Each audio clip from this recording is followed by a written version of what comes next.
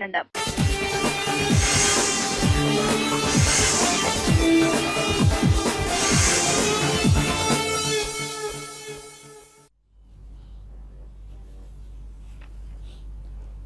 Good morning.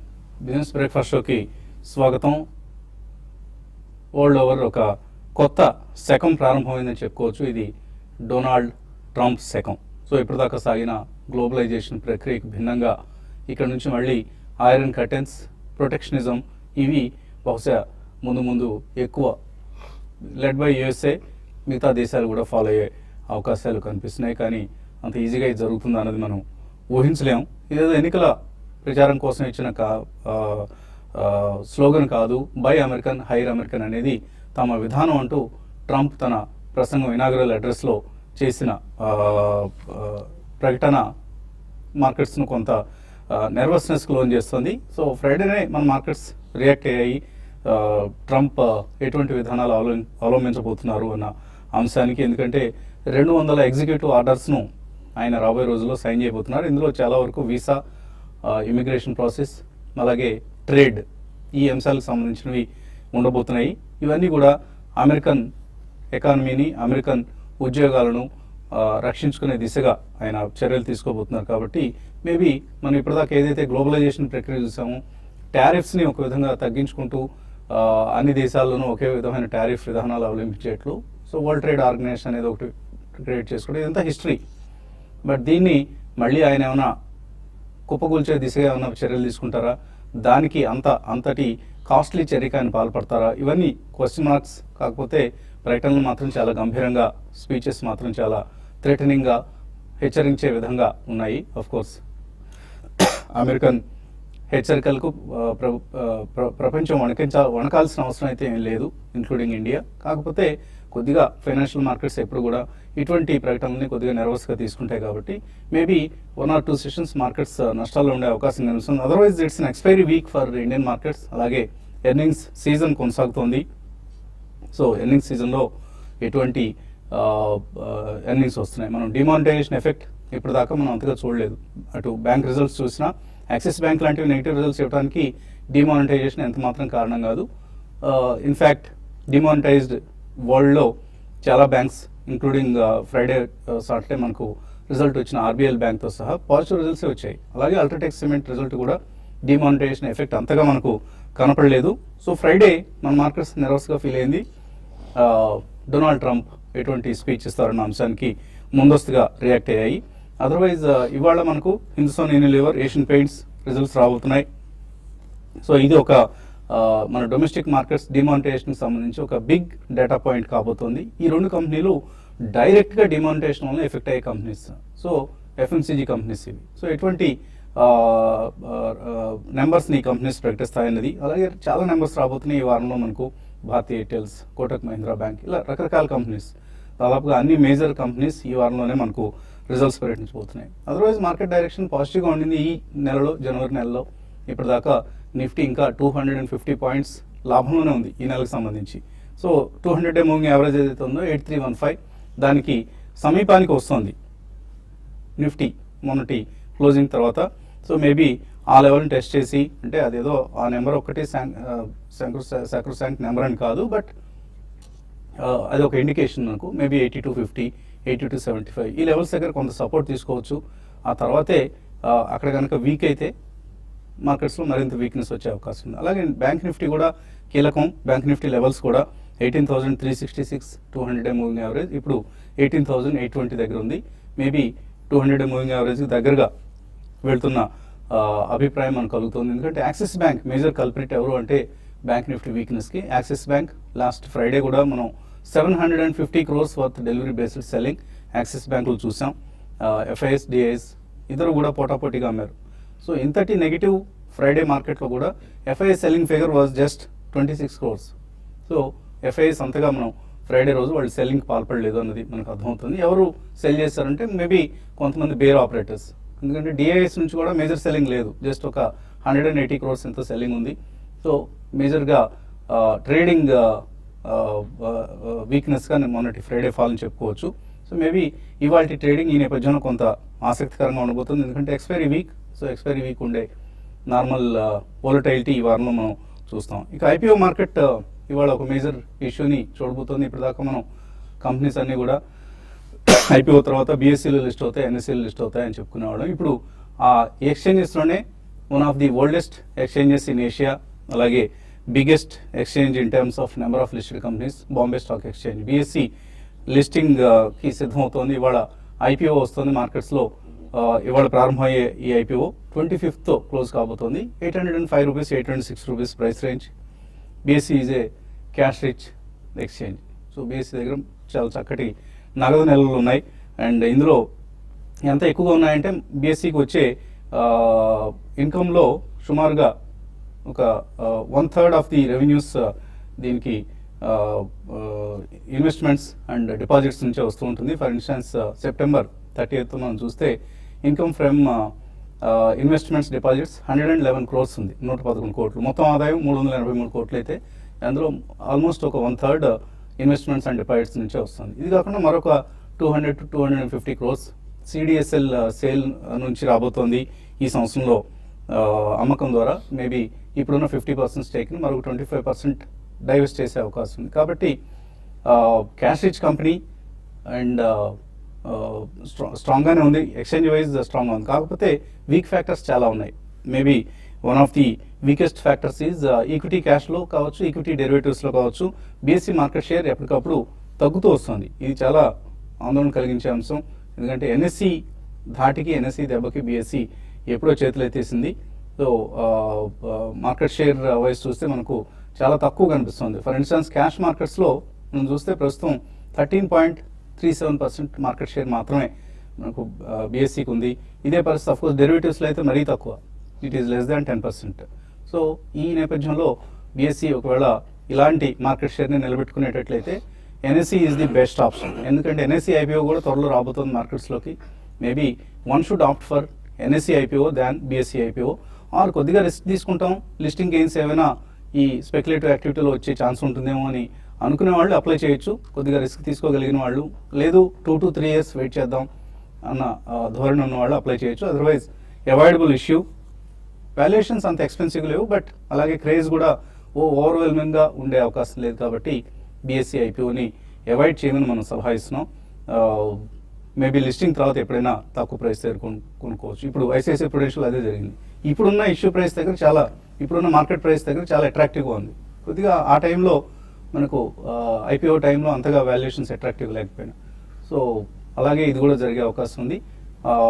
Immediate gains ఏమైనా కావాలంటే ICICI Prudential ప్రస్తుతం ఉన్న ప్రైస్ దగ్గర అట్రాక్టివ్గా ఉంది. రెండింటిని కంపేర్ చేయలేం, బట్ స్టిల్ రెండు కూడా ఫైనాన్షియల్ సర్వీసెస్ సెక్టర్లోనే ఉన్నాయి. కాబట్టి ఇక అనలిస్ట్ కూడా మనతో ఉన్నారు అభిప్రాయాలు తెలియజేసేందుకు. సో ఒక టర్మ్స్ సెకండ్ ప్రారంభమైంది, కార్పొరేట్ ఎర్నింగ్స్ సీజన్ కొనసాగుతుంది, అండ్ బీఎస్సీ ఐపీఓ వస్తుంది, ఎక్స్పైరీ వీక్, ఇవన్నీ మార్కెట్స్లో మనకు కనిపిస్తున్న కొన్ని క్యూస్.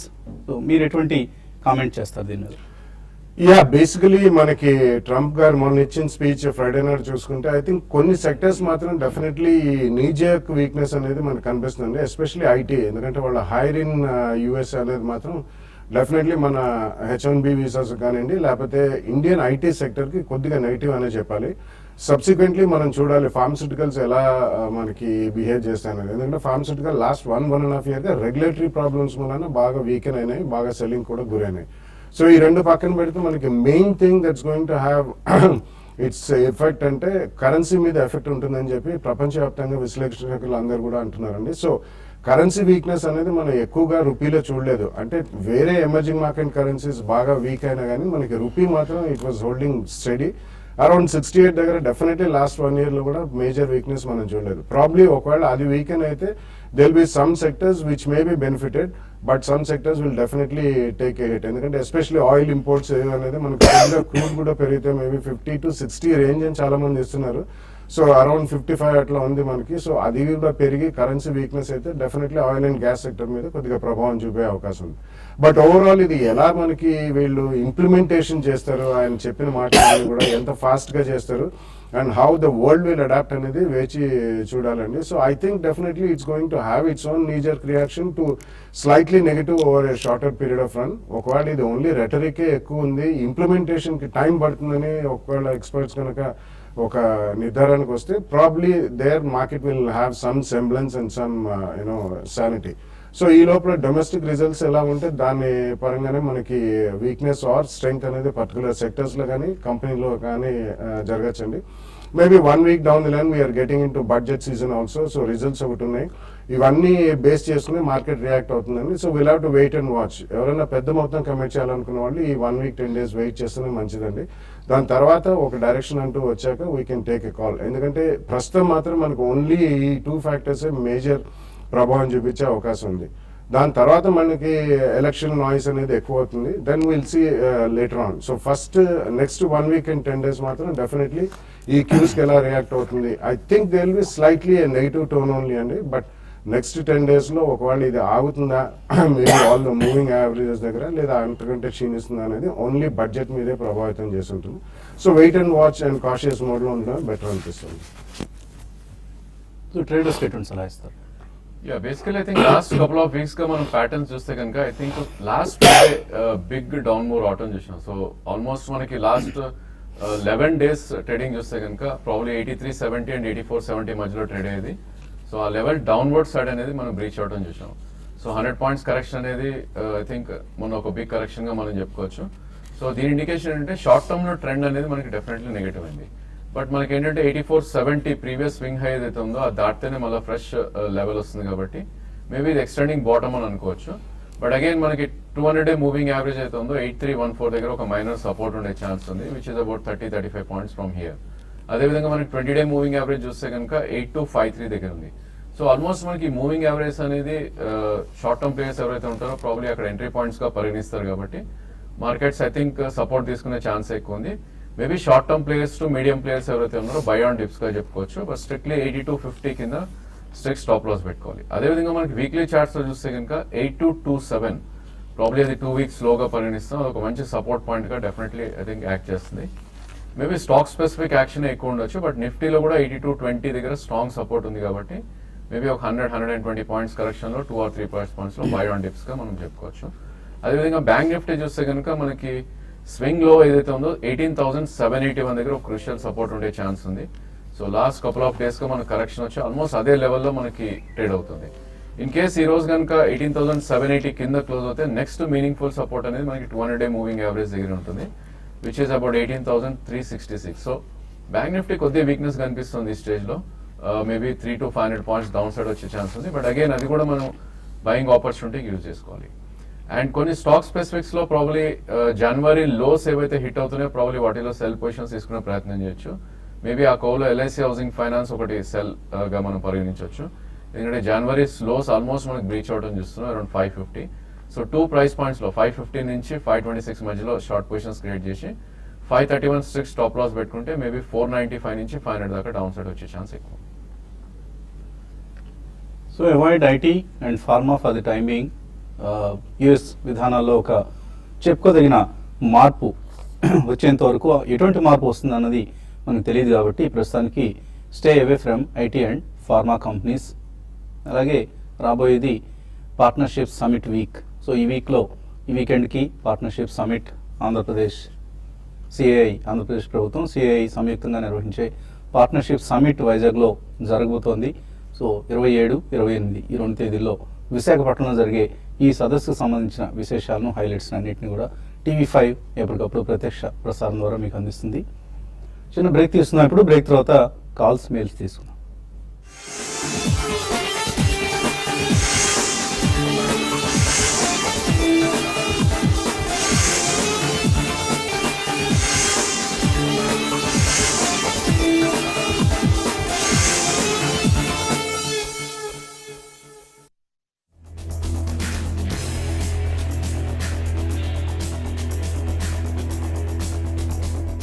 బడ్జెట్లో మేము ఎక్స్పెక్ట్ చేసేది ఏంటంటే ప్రభుత్వం తరఫు నుంచి సిమెంట్కు అధిక డ్యూటీ, ఎక్సైజ్ డ్యూటీ, అధికమైన ట్యాక్స్లు ఉండడం వల్ల కస్టమర్కి బర్డన్ పడుతుంది. సిమెంట్ ప్రైస్ ఈరోజు ఇంత ఉండడానికి కారణం major taxation, second logistic cost, తర్వాత పవర్ అండ్ ఫ్యూయల్. ఇవి ముఖ్యమైనవి. వీటిలో మేము కోరేది ఏంటంటే ప్రస్తుతం ఇప్పుడు ఎక్సైజ్ డ్యూటీ 12.5% ఉంది, ప్లస్ 125 అని ఎంఆర్పి ఎక్సైజ్ డ్యూటీ పే చేయాలి. దీన్ని సింప్లిఫై చేసేసి ఇది ఒక కోర్ సెక్టర్, ఇది ఒక ఎసెన్షియల్ కమాడిటీ కాబట్టి సిమెంటు, స్టీల్ లాగానే దీనికి కూడా 6% ఎక్సైజ్ డ్యూటీ పెట్టాలి.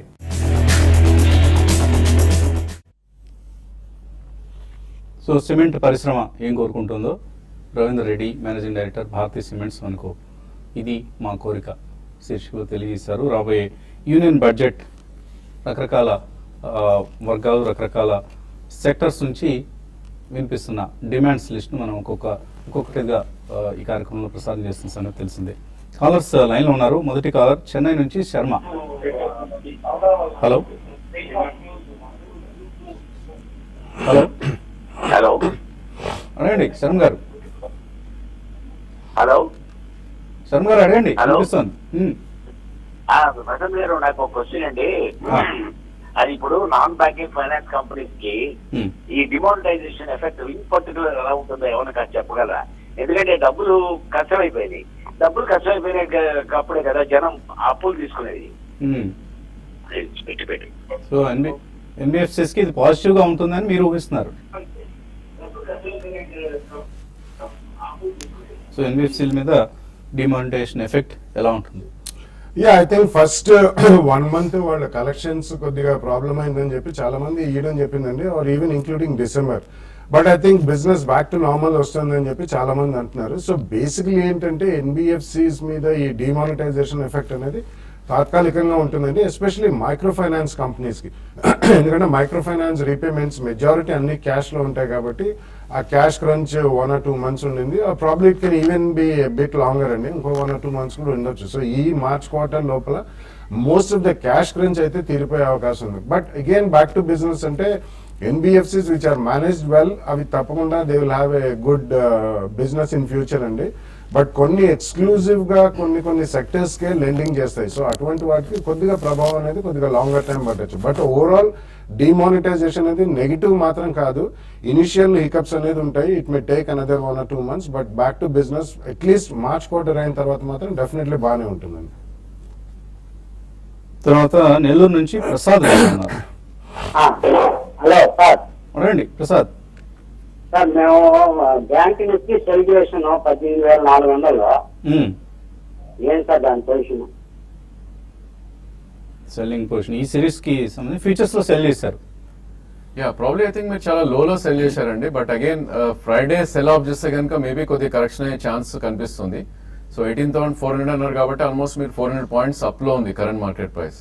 సో నా ఉద్దేశంలో ఐ థింక్ 19,062 మీరు స్టాప్ లాస్ పెట్టుకోవాలి. అంటే ఇక్కడ నుంచి ఆల్మోస్ట్ 200 points పెరిగితే కనుక స్టాప్ లాస్ పెట్టుకొని మీ పొజిషన్ హోల్డ్ చేయండి. అండ్ కపుల్ ఆఫ్ డేస్ ఉంది కాబట్టి వెనస్డే మనకి ఎక్స్పైరీ డే, అంటే ఇంకో 3 sessions ఉంది ఈ రోజుతో కలిపి.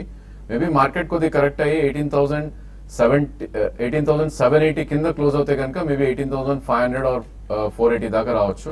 బట్ అగైన్ మీ ప్రైస్ కోసం మీరు వెయిట్ చేయకండి. మేబీ 100 rupees కానీ 70 rupees కానీ లాస్ ఉన్నా కూడా డెఫినెట్లీ కవరేజ్ చేసుకోవాలి. ఎందుకంటే మార్కెట్ డెఫినెట్ గా షార్ట్ టర్మ్ లో బుల్లిష్ గానే ఉంది. 200-day మూవింగ్ యావరేజ్ కింద కట్ అవుతేనే మళ్ళీ బేరిష్కి వెళ్తుంది కాబట్టి మేబీ ఇక్కడ నుంచి 300 points కరెక్ట్ అవుతే కనుక మీరు డెఫినెట్ గా ఒకసారి మీ పొజిషన్ కవర్ చేసుకోండి. తర్వాత కాలర్ సాంబశివరావు. హలో హలో అడండి సాంబశివరావు. సార్, సింటెక్స్ ఇండస్ట్రీస్ సిప్లా అని తీసుకున్నాం sir. Sintex industry 82 rupees, Cipla 570. Sintex 82 rupees తీసుకున్నాం సార్. ఓకే. సిప్లా ఏమొచ్చి 580 తీసుకున్నాం. ఉంచమంటారా, సేల్ చేసేయమంటారా? 6 months కానీ తీసుకున్నాం. యా, సింటెక్స్ ఒక రేంజ్ లో ట్రేడ్ అవుతుంది చూస్తున్నాం అండి. గత 6 నెలలు 7 నెలలుగా చూస్తే కనుక 71-89 రేంజ్ లో ట్రేడ్ అవుతుంది చూస్తున్నాం. సో ఆల్మోస్ట్ మీరు నియర్ టు హైయర్ రేంజే కొన్నారు. ఐ థింక్ ఇప్పుడు కూడా అదే ప్రైస్ ఉంది 80-83 మధ్యలో. సో నా ఉద్దేశంలో 89-90 వస్తే కనుక ఒకసారి మీరు డెఫినెట్లీ ప్రాఫిట్ బుక్ చేసుకోవచ్చు.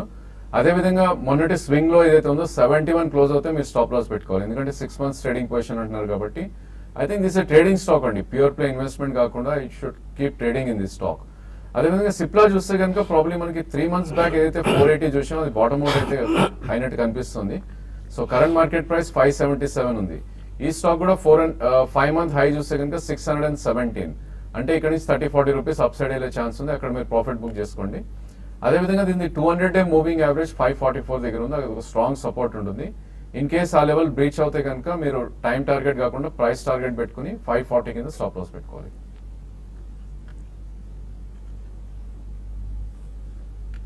ఓకే అండి, కొన్ని ఈమెయిల్స్ కూడా వచ్చాయి మనకు. ఈమెయిల్స్లో మహాలక్ష్మి హైదరాబాద్ నుంచి అడుగుతున్నారు. Sonata software, GOL offshore and Kellton tech solutions, ఈ మూడు ఇన్వెస్ట్ చేద్దాం అనుకుంటున్నారట 1 year కోసం. ఇన్వెస్ట్ చేయొచ్చా? ఐ థింక్ సొనాటా ఓకే అండి, I think it looks good. But Sonata కూడా రీసెంట్లీ అంటే it's small cap IT company, ఒక పేటెంట్ ఏదో ఒకటి రిజిస్టర్ చేశారండి వాళ్ళకి. కాబట్టి just wait for the results. ఎందుకంటే ఓవరాల్ IT ప్యాక్ మళ్ళీ కొద్దిగా బ్యాక్ సీట్ తీసుకునే అవకాశం చాలా ఎక్కువ కనిపిస్తుంది రీసెంట్లీ ట్రంప్ గారి స్పీచ్ వింటుంటే. So I think you can avoid Kellton for a while అండి. గ్రేట్ ఆఫ్షోర్ కూడా I think you can wait for some more time. But Sonata ఏదైనా డిప్ వస్తే, because it's a product, so definitely I think it calls for a buy, but wait for the results and ఈ hectic noise అయిన తర్వాత probably first price point లో మీరు కొనుక్కోవచ్చు. తర్వాత mail Ramesh అడుగుతున్నారు. IDFC కొన్నారు 76 రూపాయల్లో, 2 years వ్యూతో యావరేజ్ చేసుకోవచ్చా ఇక్కడ? IDFC సంబంధించి ఎటువంటి సలహా ఇస్తారు? యా, ప్రాబ్లీ ఐ థింక్ మీరు కొన్నది కొద్ది హై ప్రైస్ అండి. ఆల్మోస్ట్ 8 months హైలో కొన్నారు 76 అంటే. సో ప్రాబ్లీ ఐ థింక్ మొన్నటి స్వింగ్ లో చూస్తే కనుక ఆల్మోస్ట్ మనకు 34 దాకా రావడం చూసాం. So probably I think 200-day moving average దగ్గర సెకండ్ ప్రైస్ పాయింట్ గా మీరు యావరేజ్ చేయొచ్చు 1.5 year వ్యూ ఉంటే కనుక. బట్ డెఫినెట్లీ స్టాక్ మీకు బ్యాక్ టు బ్యాక్ 91 నుంచి 35 రేంజ్ లో ట్రేడ్ అవుతుంది. కాబట్టి ప్రాబ్లీ నెక్స్ట్ టైం ఇది ప్రైస్ పెరిగి 77 దాటి 90 దాకా వస్తే కనుక అక్కడ మీరు ఎగ్జిట్ అవ్వాలి. మేబీ 55 దగ్గర సెకండ్ ప్రైస్ పాయింట్ గా ఎంటర్ అయ్యే ఛాన్స్ అయితే కనిపిస్తుంది. తర్వాత ఆయన మ్యూచువల్ ఫండ్స్ గురించి కూడా అడిగారు. గతంలో Franklin India, prima plus growth, HDFC top 200 ఈ రెండిట్లో ఇన్వెస్ట్ చేశారు SIPలో. సో మళ్ళీ SIP స్టార్ట్ చేద్దాం అనుకుంటున్నారు, ఇవి మంచివేనా? సో మీరు HDFC టాప్ 200ని వద్దండి, మీరు నెక్స్ట్ ఇన్వెస్ట్ చేద్దాం అనుకునే స్కీమ్స్లో SBI బ్లూ చిప్ని ఇంక్లూడ్ చేసుకోండి. అలాగే బిర్లా సన్ లైఫ్లో ఫ్రంట్ లైన్ ఈక్విటీ, ఈ 2 స్కీమ్స్ని మీరు సెలెక్ట్ చేసుకొని SIP విధానం కొనసాగించవచ్చు. లీవ్ దీస్ 2 స్కీమ్స్, ఇవి ఇప్పుడు అంతగా పెర్ఫామ్ చేయట్లేదు. కంపారిటివ్లీ ఇప్పుడు మనం అనుకున్న 2 స్కీమ్స్ కూడా బాగా పెర్ఫామ్ చేస్తున్న సమయం ఇది. జెక్కుల రామ్ అడుగుతున్నారు. Natco Thyrocare, Mayur Uniquoters, Nandan denim, Mahanagar gas, Uflex, premier explosives, 7 స్టాక్స్లో లాంగ్ టర్మ్ కోసం తీస్తున్నారట. డిప్స్లో ఇంకా కొనుక్కోవడానికి మంచివైన ఈ shares. Yeah, definitely, and the choice is good, selection is also good. You can go ahead and invest, but wait for the result season or budget ayyadaka. But the choice of all the 6-7 stocks is reasonably good kabatti you can go ahead and invest in. Karthik అడుగుతున్నారు. ఇన్ఫోసిస్ 950 రూపాయలు కొన్నారు, ఎలా ఉంటుంది? No, technology as a space totally weakness ఉన్న patterns అండి, chart patterns. Almost అన్ని stocks మనకి 200-day moving average కింద ట్రేడ్ అవుతున్నాయి. సో డెఫినెట్ గా ఫర్దర్ వీక్నెస్ అయ్యే ఛాన్స్ ఉంది. మొన్నటి స్వింగ్ లో చూస్తే కనుక 902, సో ప్రాబ్లీ అది కట్ అవుతే కనుక ఫర్దర్ డౌన్ సైడ్ వెళ్ళే ఛాన్స్ ఉంది. నా ఉద్దేశంలో 902 కింద స్టాప్ లాస్ పెట్టుకోవాలి. లేదు అంటే కనుక మేబీ స్వల్ప నష్టాలు ఉన్న 10-20 రూపీస్ లాస్ ఉన్నా కూడా ఎగ్జిట్ అవడమే బెటర్.